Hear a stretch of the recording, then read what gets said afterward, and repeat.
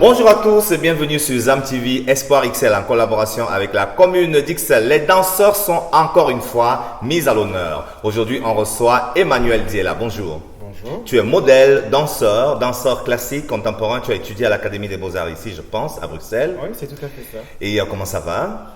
Ça va bien, ça va bien. Comment tu vis la pandémie? Durant le confinement, ça allait plus ou moins bien. Ça allait même plutôt bien. J'ai un peu plus du mal avec le déconfinement. Ah oui, la transition. Ouais, la transition, passer d'être emprisonné, on va dire, chez soi à la maison pendant presque 3 mois, ensuite reprendre contact avec le monde extérieur,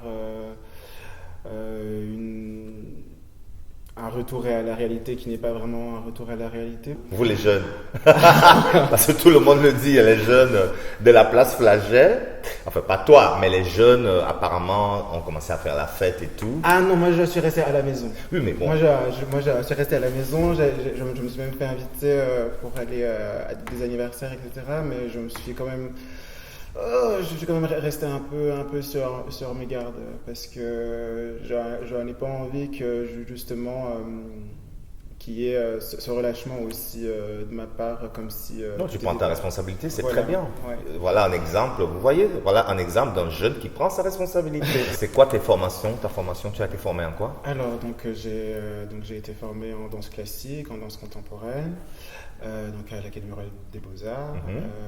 J'ai fait aussi un peu de théâtre et j'ai suivi des cours de danse hip-hop un peu plus commercial. J'ai un petit peu fait le tour des studios à Bruxelles. La culture africaine va se positionner différemment. Je crois que les Africains sont vraiment...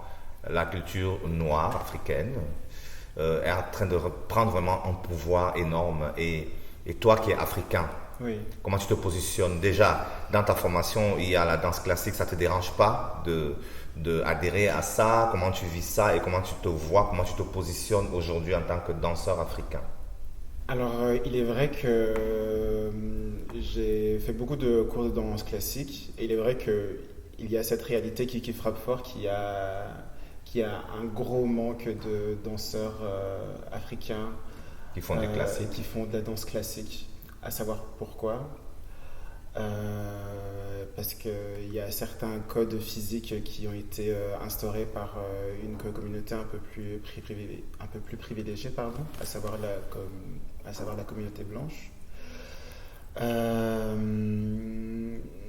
Du coup, cela va de soi qu'il y ait un manque énorme de danseurs noirs.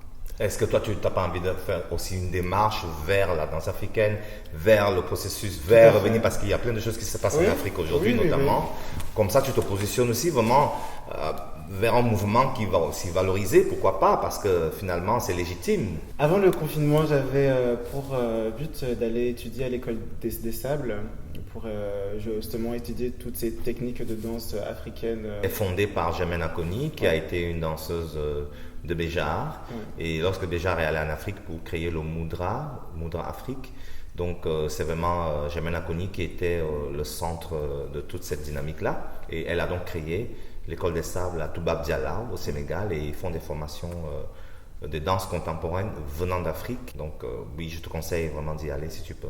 Oui, c'est un grand objectif que je me suis fixé parce que déjà rien qu'au niveau de l'expérience, se retrouver en Afrique et danser en Afrique et apprendre différentes techniques sur un sol africain, je pense que c'est quelque chose qui me manque parce que étant donné que je suis né et que j'ai grandi ici en Belgique, à Bruxelles, certes, je suis belge, mais j'ai quand même ce besoin de reconnecter avec mes racines africaines. Il est temps de le faire. Hein. Ouais. Il est temps de le faire avec tout ce mouvement dont j'ai parlé là. Et aussi, tu es jeune. Ça ne veut pas dire que tu exclus la culture occidentale, mais tu l'as déjà. Tu es un métis quelque part au niveau de ta culture. Et c'est bien d'équilibrer. Donc voilà.